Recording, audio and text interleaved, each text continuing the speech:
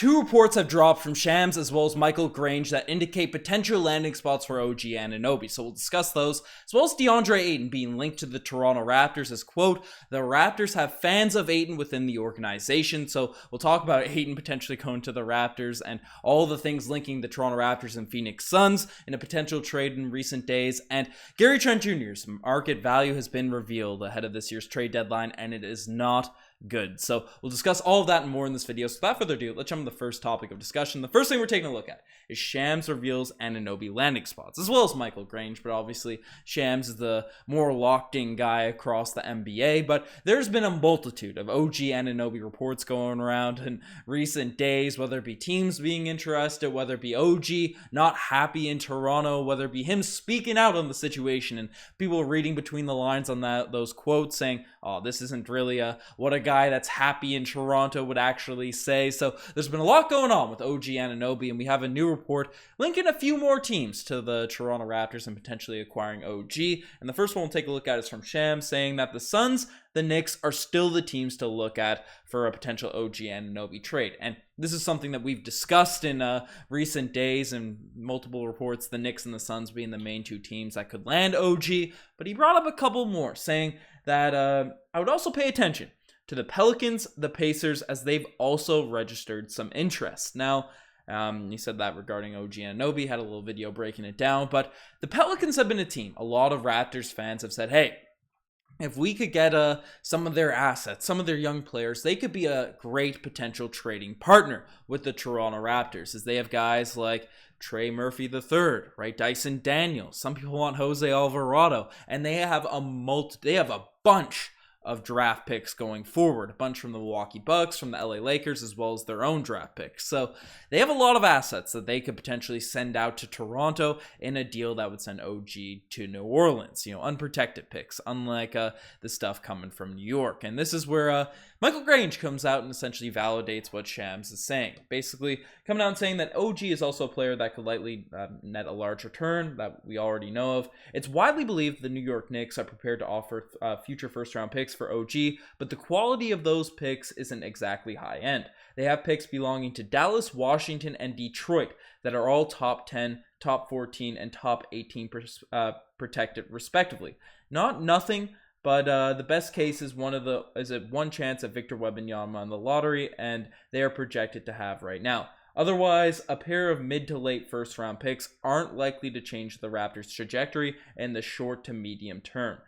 Teams such as Memphis and New Orleans have more attractive draft capital and better talent to deal, as well as Denver could be a dark horse as well. So, Grange, everyone's brought up the Knicks and their gross first round picks. They're ultra protected first round picks, but both Shams as well as Michael Grange brought up the Pelicans here today. And personally, if we're going to trade OG, my heartstrings are to him. I mean, he's having a remarkable season this year. Don't mind what my robot chose for the picture. This is Precious Achiuwa's picture, but it's OG Anunoby stats. Having a great season, 17 points per game, 5.5 rebounds, 2.1 steals, 45% from the field goal percentage and 36% from three.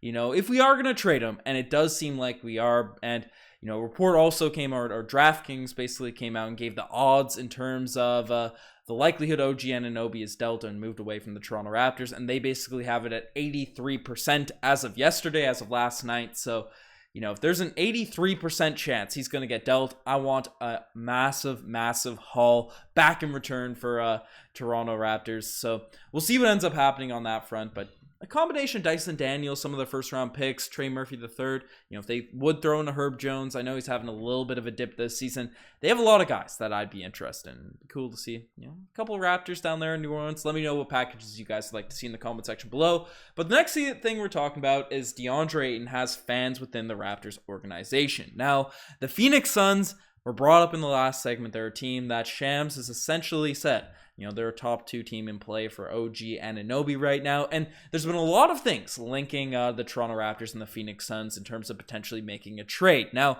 DeAndre Ayton is the next in those line of things. I'll show the report coming from Grange right now, essentially saying that Ayton has his fans within the organization, certainly, but enough to make a big swing, ?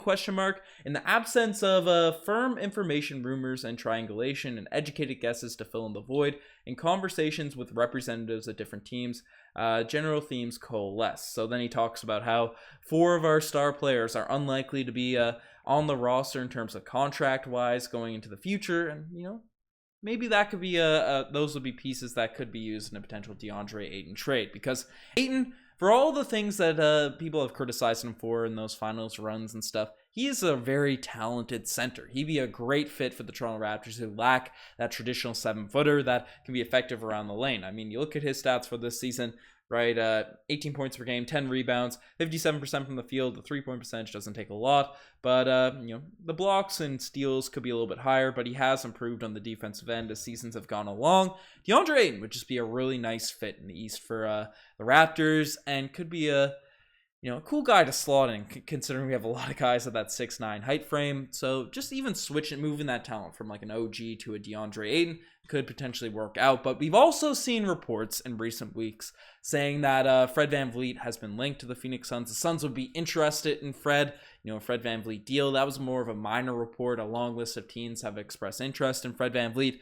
But one thing that caught Raptors fans' eyes. Now, we all saw the report. I don't know if the video is still here. I don't think I still have it loaded up. I do not. But the video of Masai Ujiri and James Jones, the Phoenix Suns GM, president of basketball operations, right, going into the tunnel together during the Raptors-Suns game to discuss what? A trade? A deal? What's going on, right? Some fans were looking at that. And now people are also reading into Fred VanVleet's most recent Instagram story, basically posting a picture of him and Devin Booker. So, while OG Anunoby has been linked to the Phoenix Suns, Fred VanVleet has as well. It's less widely reported, but, Fred VanVleet, he's a guy that could be dealt. Essentially, before this road trip, he said he doesn't really want to have a deal go down. He seems to be content being in Toronto, also getting a big payday this summer. So he's looking for one of those big $130 million contracts. That's the range in terms of capital that he's looking for, a $30 to $35 million per year annual salary. So he knows he's most likely to get in Toronto regardless of what's happening, what's going on. So I don't think he wants to be dealt, but if he's dealt to the Suns, he's posting this. This is a cryptic Instagram story. Does he know something that we don't? People are reading into it. But would you guys like to see a deal go down between the Phoenix Suns and Toronto Raptors? And if so, who would you like to see be a part of the deal? And that swings us into our next segment, because this is a guy, given everything that's going down, I do not want to see dealt. And, it's getting pretty ugly, is Gary Trent Jr., as his trade value has been revealed, and it's not looking too nice. It's not looking too good. And if you're looking to bet on where players will land, where players will go, definitely check out the Cool Bet Sportsbook, because they're the best place to bet on everything Toronto Raptors, NBA related, sports related. They have futures going on right now regarding the whole LeBron James scoring averages and stuff. But basically, if you're interested, you can bet on what game LeBron James will win his or pass Kareem Abdul-Jabbar in terms of the scoring list. You can pick what quarter, you can pick if it will be assisted on and stuff. You can check all that out on the Coolbet app, as well as any Toronto Raptors game, NBA game, or any sport really in general. So definitely check out the Coolbet app using the link down below. Shout out to Coolbet for supporting the podcast. But speaking of Gary Trent Jr., and I had that segue, had the ad read in there, but his value right now is absolute garbage. It is trash at this point, as report has come out basically from Michael Grange saying that league sources, Trent is expected to have a deal in the $20 million per year range out of last year if he opts out of his contract, which is set to be at $18.8 million for next season. So the idea of a Jordan Poole or Tyler Herro like payday.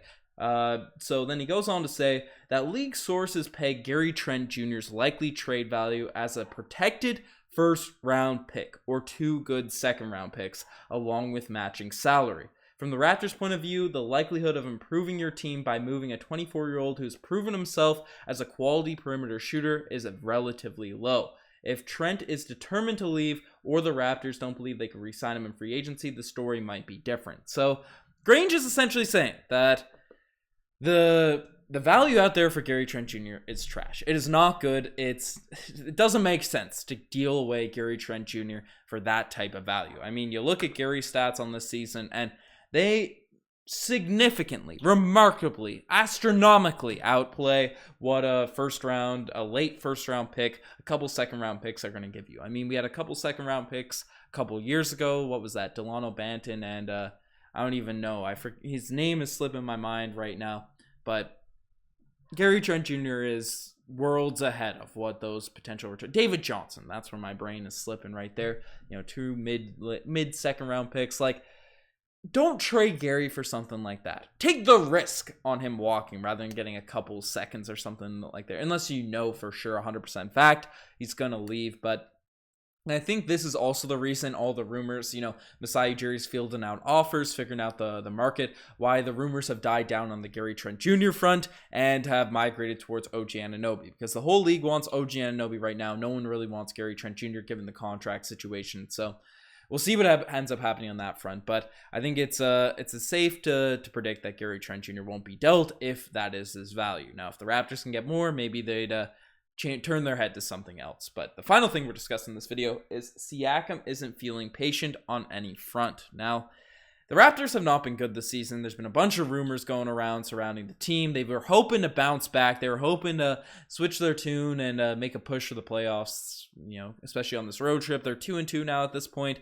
You have another game tonight against the Utah Jazz. We'll see what ends up happening on that front, but it doesn't look good for the Toronto Raptors in hopes of turning around their season, and Siakam is not happy, and he's not fairly patient about what's going on right now, saying that, you know, it's coming from Eric Kareen, saying Pascal Siakam is not feeling patient on any front.